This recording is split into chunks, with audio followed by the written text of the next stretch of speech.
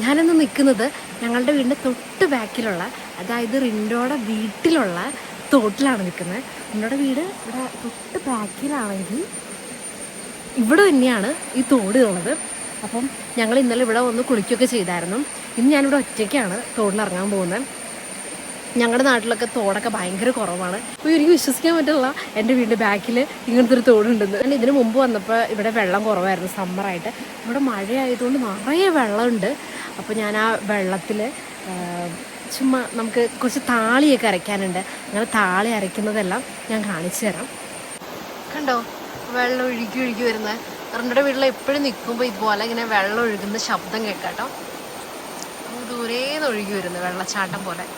താളി അരയ്ക്കാൻ വേണ്ടി ചെമ്പരത്തി വറക്കുകയാണ്.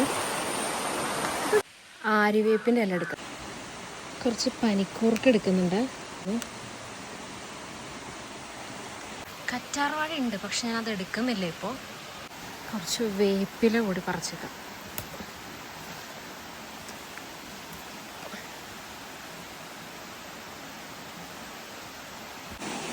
ഇവിടെ വെച്ചാണ് നമ്മൾ താളി ഉണ്ടാക്കാൻ പോകുന്നത്.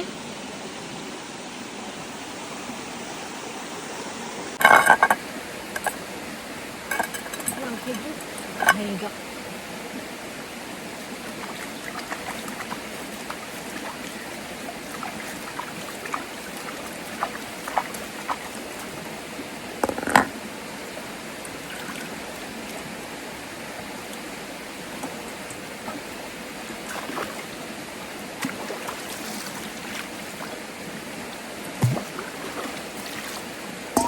സോപ്പൊന്നും ഇരിക്കുന്നില്ല.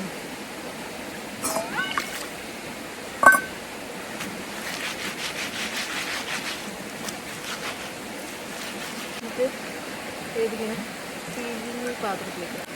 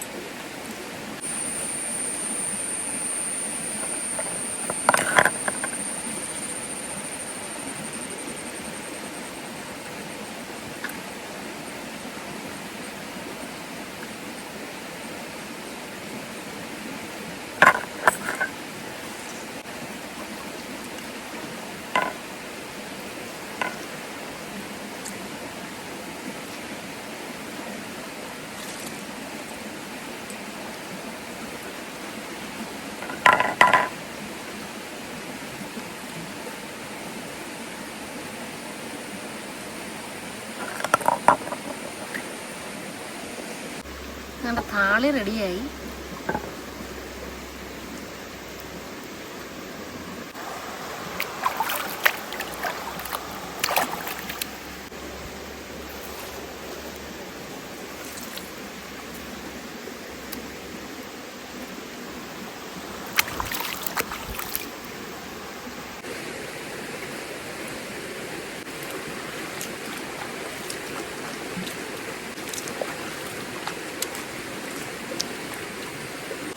ചക്ക ഉണ്ടായിണ്ടായില്ലേ?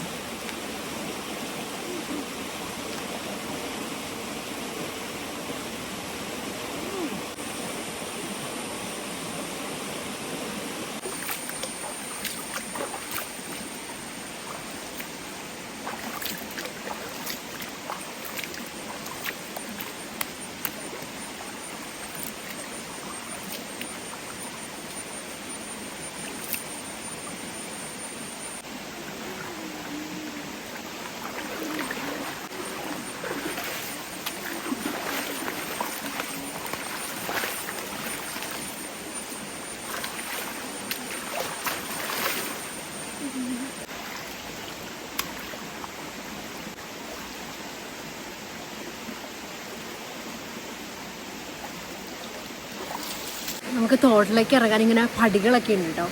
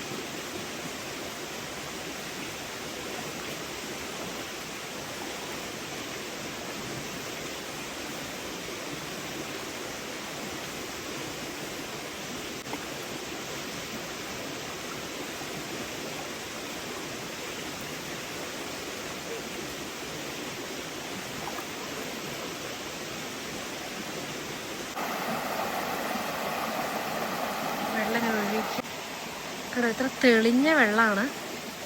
നമുക്ക് താഴെയുള്ളതെല്ലാം കാണാം.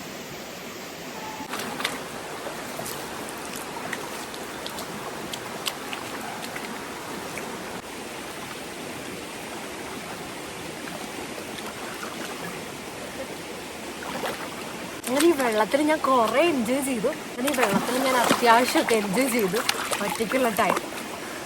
അപ്പോൾ താങ്ക് യു ഫോർ വാച്ചിങ്. നിങ്ങളും ഇത് എൻജോയ് ചെയ്തെന്ന് വിചാരിക്കുന്നു. ബൈ.